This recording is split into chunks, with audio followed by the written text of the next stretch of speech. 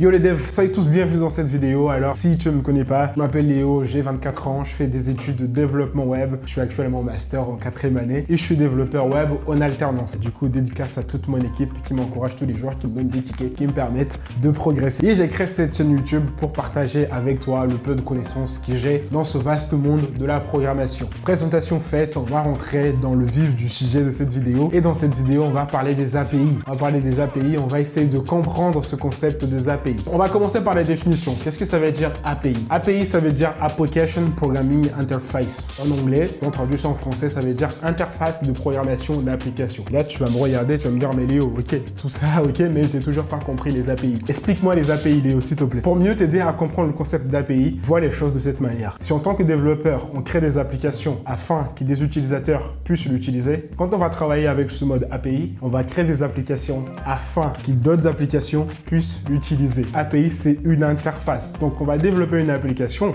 Et dans cette application, on va avoir une interface qui va donner la possibilité à d'autres applications d'utiliser les fonctionnalités ou les données de notre application. Ok? C'est tout simplement ça, les API. Mais je vais donner encore un autre exemple afin que tu puisses mieux comprendre ce concept. Imagine que tu es en train de développer une application d'e-commerce. Et dans cette application, tu as besoin d'une fonctionnalité pour faire la gestion de paiement. Ça veut dire concrètement une fonctionnalité qui va recevoir les données de la carte bleue de ton utilisateur, qui va aller débiter le compte de ton utilisateur pour venir créditer ton compte. Pour avoir ces fonctionnalités dans ton application, deux solutions s'offrent à toi. La première solution, tu développes cette fonctionnalité toi-même dans ta chambre accompagnée des 4 Red Bull. Mais comme tu peux remarquer, cette fonctionnalité, elle est super complexe. Il demande d'avoir énormément de maturité dans la programmation. Il demande d'avoir énormément de temps. Mais si tu as envie de développer cette fonctionnalité toi-même, tout seul, vas-y. Mais si tu veux, tu peux utiliser la solution 2. Et la solution 2, c'est simple. Tu trouves quelqu'un qui a déjà créé une fonctionnalité de gestion de paiement. Tu prends sa fonctionnalité, tu l'intègres dans ton application. C'est simple, non? C'est beaucoup plus simple. Et donc, les API vont te permettre de faire ça. En fait,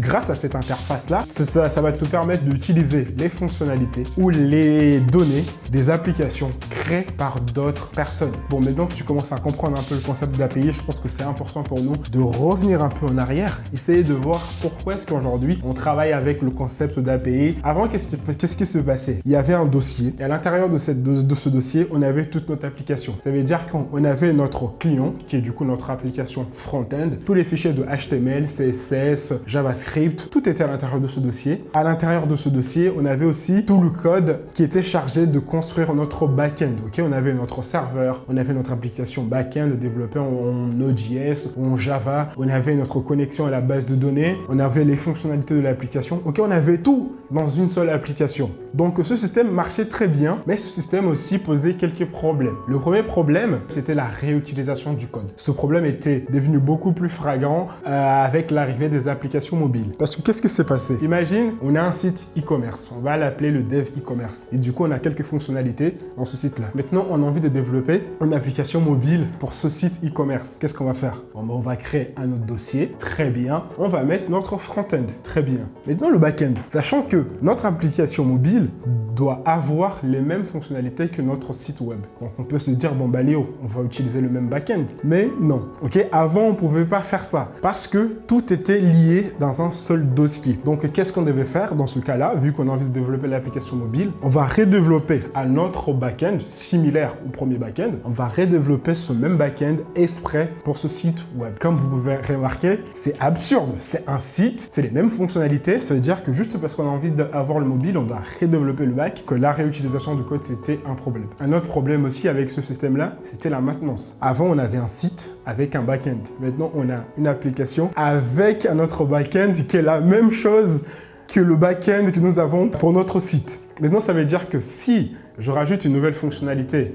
dans le back-end de notre site, je dois aussi venir rajouter cette même fonctionnalité dans le back-end de notre application. Et comme vous pouvez remarquer, ça commence à être un grand problème de maintenance, ok? Et tout ça, ça prenait du temps, qui dit du temps, dit de l'argent. Parce que c'est un développeur qui va travailler 2 jours au lieu d'un jour, et ce développeur, il faut le payer. On avait aussi un autre problème avec ce système-là de tout avoir dans un seul dossier, c'était le problème du coup de la responsabilité. Qu'est-ce qui s'est passé? On avait un seul dossier avec trop de responsabilités. À l'intérieur de ce dossier, on avait notre back-end et notre front-end. Et si par malheur, quelqu'un effaçait un dossier, quelqu'un effaçait un fichier ou changeait quelque chose qu'il ne fallait pas dans ce fichier-là, notre application est en l'air, notre application ne marche plus. Du coup, il y avait trop de responsabilités dans ce dossier. Donc les mecs, qu'est-ce qu'ils ont décidé? Ils ont dit on arrête ça, on arrête cette histoire.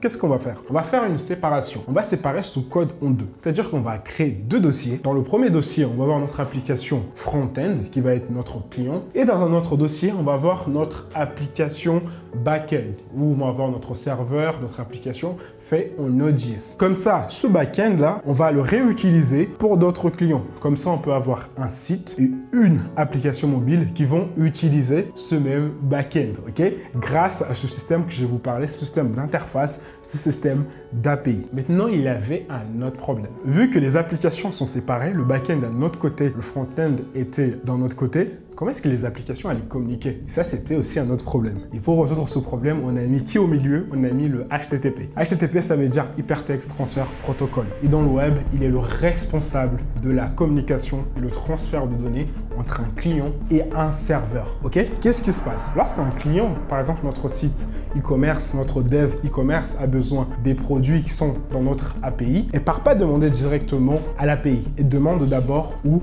HTTP. Il dit hey, salut HTTP, je sais que tu connais un back-end, ok? Est-ce que tu peux aller dans ce back-end et demander les données de type produit pour moi? Le HTTP va dire ok, il n'y a pas de souci, je pars demander à l'API, qui est du coup notre back-end, de donner ces données-là. Du coup, le HTTP part demander.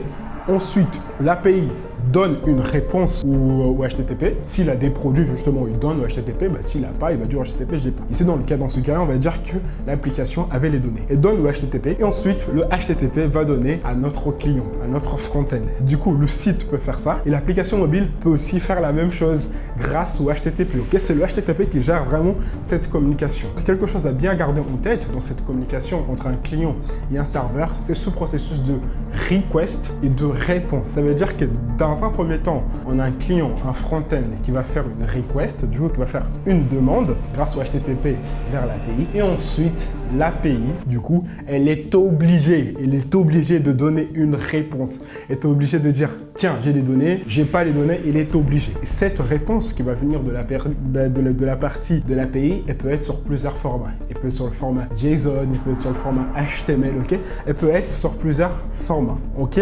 Du coup, à bien garder en tête, request et response, ok?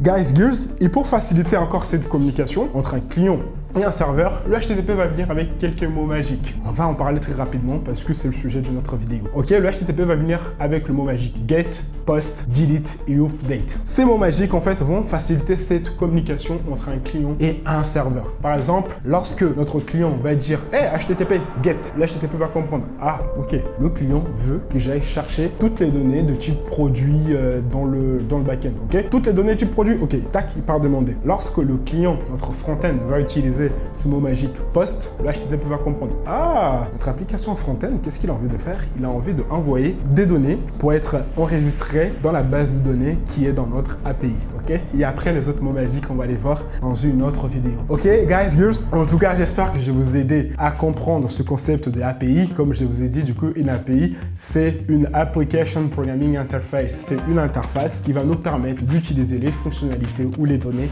d'une autre application. Ok? J'espère que cette vidéo a été claire. Si cette vidéo n'est pas été assez claire, je ne sais pas combien de temps elle dure cette vidéo. Je pense que j'ai trop parlé. N'hésitez pas à laisser dans les commentaires. Je vais tourner une autre vidéo avec plus d'exemples, avec plus de choses.